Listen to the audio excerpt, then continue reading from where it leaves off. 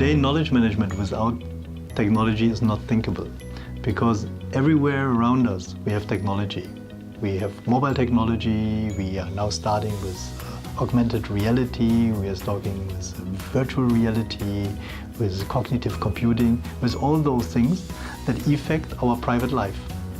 As business and private life are connected, also organizations have to understand that knowledge management can utilize technology to be more efficient, to create more value for organizations, and to help them to innovate and to compete in a future market that we do not all know how it may look like.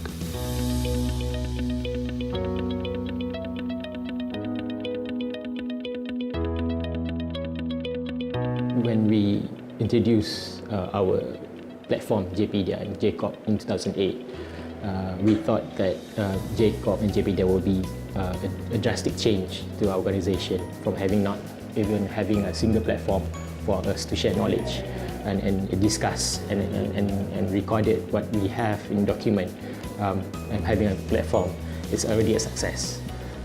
However, when we implement this drastic change, we forgot to manage this one big factor, managing change.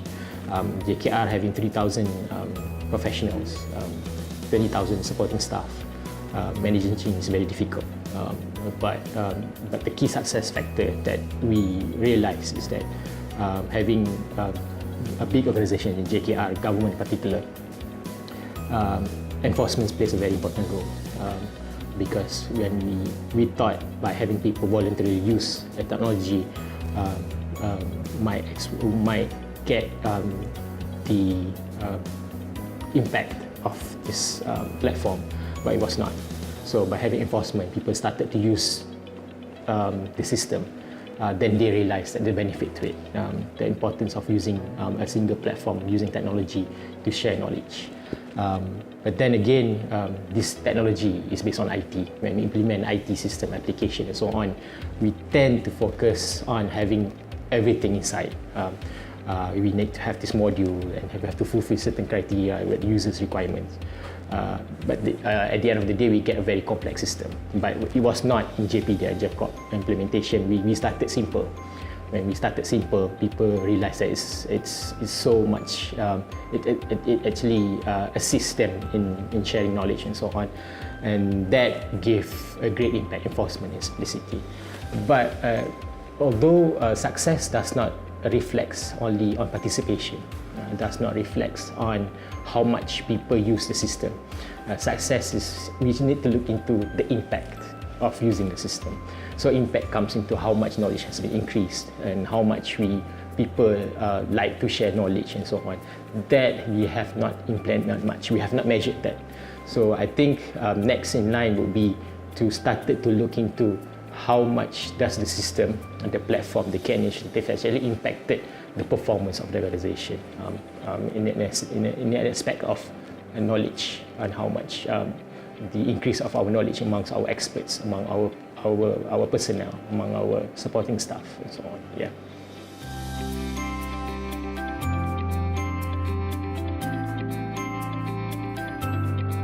There's been literally thousands of ways that IBM has been transformed through the use of enterprise KM collaboration technology.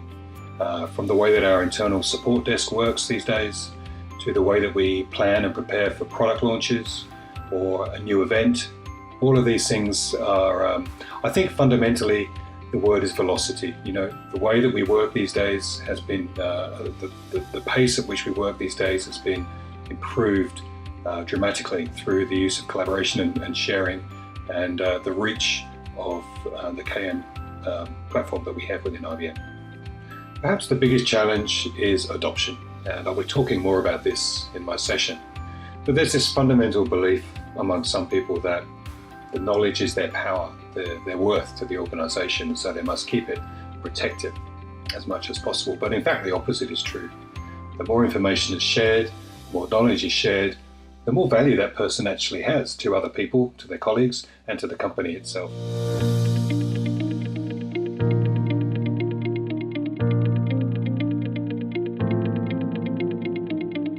We already embarked on a COP portal. We call it the iHikmah. It has been there for about 2 years now. And of course, it takes some time for the community to give more input to make this portal more beneficial. And of course, in this portal, we do have those people who seem to be sharing their knowledge and experiences, and those who are actually seeking some advice, some knowledge or experiences to solve some of their problems.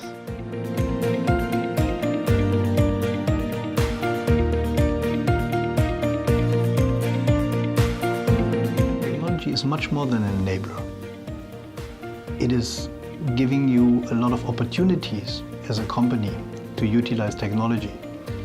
Because, as I mentioned before, there are some organizations that not, for example, building cars like Apple or Google, but now they are leaders in the field of self-driving cars. So they utilize technology as an opportunity to tap into new markets and to reach, for example, new value creation models. And many companies can actually do that, but they have to make sure that they know what they know and they know what they don't know. So if they understand their resources by utilizing knowledge management technology, and they're also able to train their people by using new technologies, maybe mobile technologies, maybe intelligent and smart devices, then they can possibly, I would say, be much more competitive and be much more innovative than they are currently are.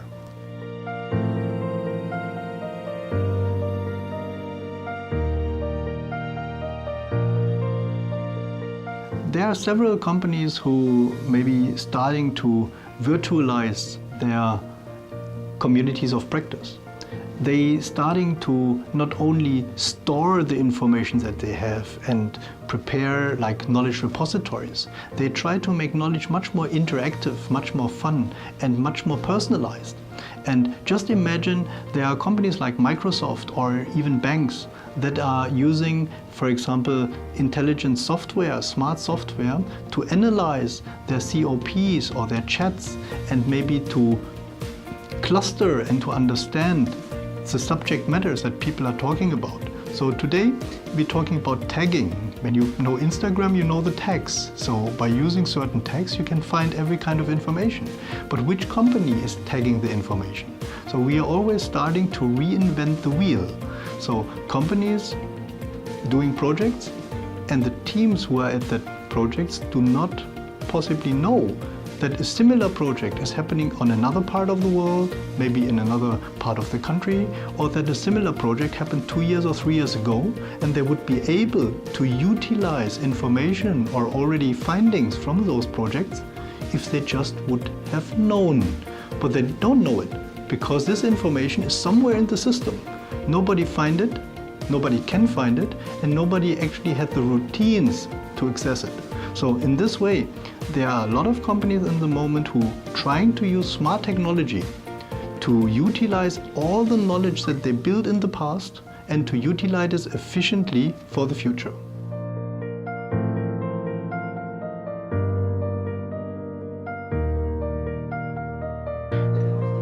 Yeah, I would say it's not unique to KM.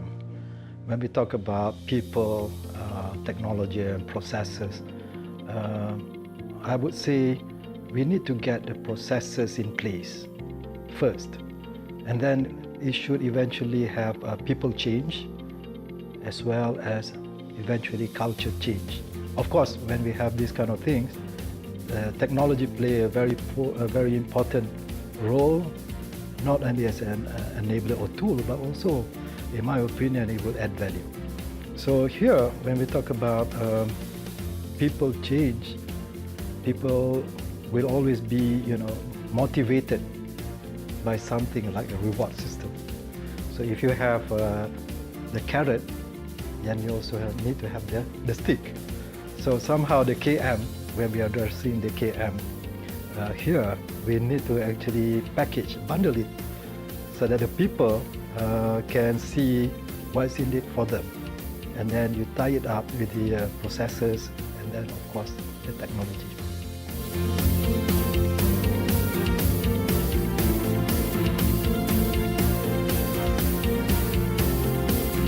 I think it's important to understand that the technology is just an enabler. It should never get in the way of what you're trying to achieve. If you find that your business outcome, your business process is being dictated by the technology that you're using, you should really stop immediately and assess what it is you're doing.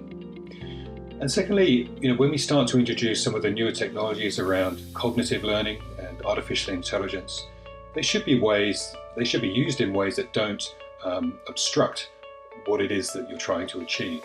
In other words, they shouldn't be used to make decisions on the behalf of the employee. They should only really be used to advise and provide the best possible information so the employee can make the best decision themselves. One of the ways we do this with Watson is to help us summarize a conversation stream in intelligent ways. So Watson will analyze the text and understand whether that is a question, a commitment, an answer. It'll understand the intent and the sentiment behind the language that's being used.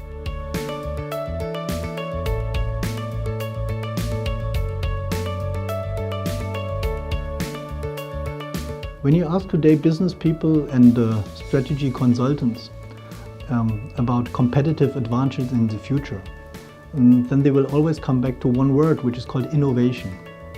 And innovation is only possible when you have knowledge, when you are aware about the knowledge that you currently have in your organization and the knowledge that is desired to be innovative and to develop a competitive advantage in the future. So when you ask me if companies cannot survive without this technology or cannot create value, they are not competitive when they not manage their assets correctly, and they will not survive like Kodak, like Nokia, like many other companies when they do not see the opportunities that lie in the future. And we can only understand the future if we have a knowledge about the past and we can anticipate what may happen in the future. So the key lies somewhere in the combination between the people, between the processes and the technology, and I think the people play the major part. And one of the biggest questions that we have to answer, and this is maybe the key of competitive advantage, is we have to be adaptive. So this technology can become a competitive advantage in the future when it is adaptive, when people understand it and when they can really utilize it for their own benefits.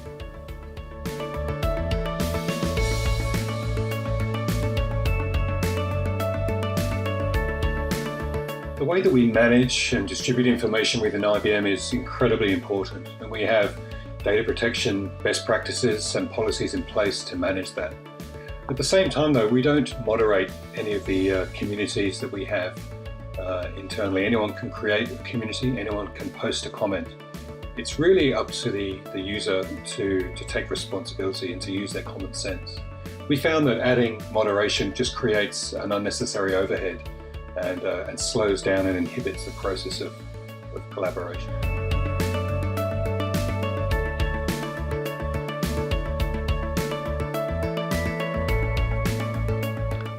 So there are several of these high-tech companies, if this is Apple, Google or Microsoft, that are now using cognitive computing, artificial intelligence, chatbots and even virtual reality for their activities. Just recently in Bangkok there's a digital hub opened who started to foster a Google project for virtual realities in classrooms. So there's a lot of companies who are now working on that, but from the company side in creating direct value, you have to think about, for example, banks that are utilizing communities of practice. For example, in the field of risk management, they see what there are people discussing about risk management, then they analyze these discussions, and out of this virtual communications, they find out there are some gaps in the knowledge of their people. So when 10 people asking the same questions in the chat, then the training before was not efficient, because otherwise not the same people will ask the same question before. So when you know that, you can customize your training program much more to the needs of people. And mobile technology also gives you the opportunity to individualize your knowledge, because everybody has a different learning style. Everybody has a different learning type. Some people learn in the morning, some people learn in the evening. So if you know that by the use of, for example, smart technology and knowledge management, you can address someone exactly at the right time with the right information in the right format, and you can make sure that those people learn more efficient, more effective, and creating value for the company. Because I think, to bring it on one sentence, we need smart technology, but we also need smart people who use that technology.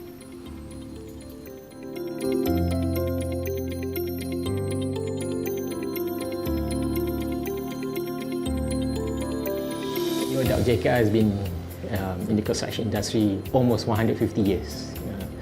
Our technical knowledge from on paper 150 years, we have favorable amount of experts who have technical knowledge. They can make decision fast by just looking into the issues and just looking into certain data, they can decide. But when it comes to sharing that knowledge and experience, they are having difficulty in expressing it, presenting it. When they try to explain it, people don't understand it. They assume people understand certain jargons. That reflects on the lack of presentation skill, communication skill among our experts. Technical knowledge alone is not sufficient. We need to have our experts to to have certain degree of presentation skill, which is very important, communication skill, how to express the knowledge that they have in terms of verbal expression. But comes to virtual community, we thought by having virtual community, by just typing the answers, will solve that communication skill and presentation skill, but it's not. The way they write, the way they speak is actually it's reflected in the way they write. They still assume that people know the jargons. They still assume that by telling these people understand. So we realized that being on stage or being on stage in virtual environment is the same. So it's important that we need to stress on that skill. What we did in JKR is that we started to introduce so-called, we name it Bring Your Own Mark session. It's a relaxed kind of session among those who want to share and those who want to listen. The expert will offer coffee, and those who want to listen will bring their own mark. That symbolically create a relationship. It create a very informal and relaxing environment, and we do it in a small room so that not so many people will attend it. We reduce the tense. From this Bring Your Own Mark session, the experts started to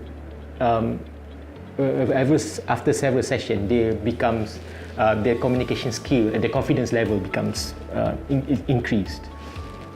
From this session, then we move to brown bag in a bigger crowd with that confidence. So it turns out that in virtual community, a virtual environment, they present it in a better way. So it's a success story, at least in my division. So it's something that I like to share with everyone. This is that we thought by having technology, we reduce the external environment effect. It is not. So once we managed to solve this, confidence level, the communication skill, our experts in JKR will actually manage to, attracts more listeners, attracts more people to actually wants to get their knowledge because they have managed to present it well. No doubt they have all the technical expertise, by just include this small part of skills, the way that we facilitate and also make people participate in our virtual community collaboration platform will actually give a very big impact.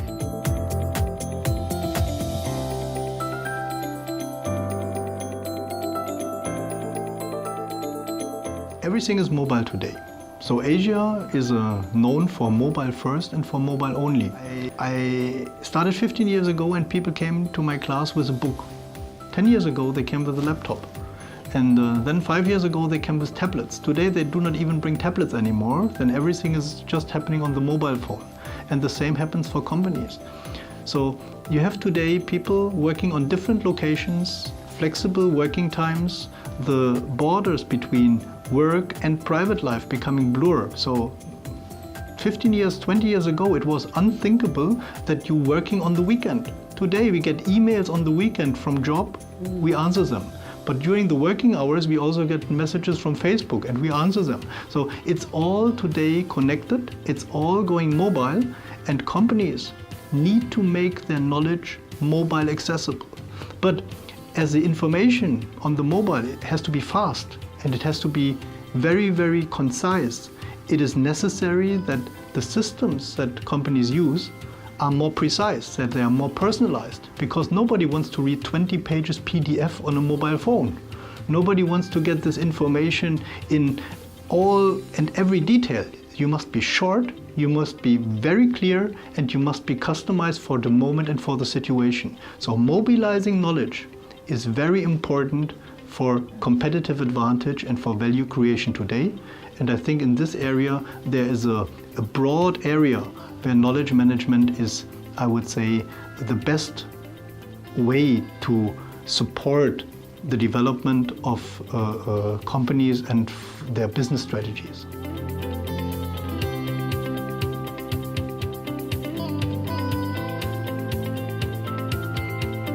We need to actually address how, when we actually have a KM in place, particularly in our case, we have iHikmah, this portal for us.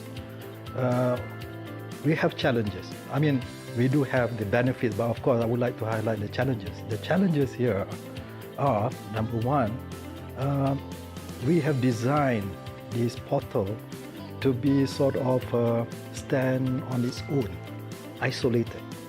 So the challenge becomes when you try to make it useful or relevant. But we found out that the community in the university prefer to use something simpler like WhatsApp. So that's something like instantaneous. So the way forward, I believe, is rather to make our iHikmah, our KM portal, to sort of be isolated.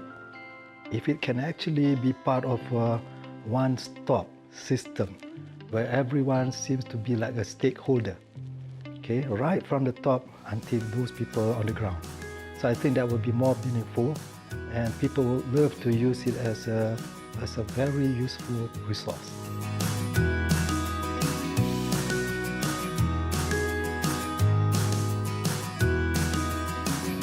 Definitely. But again, when I say technology here, it hinges very much on leadership.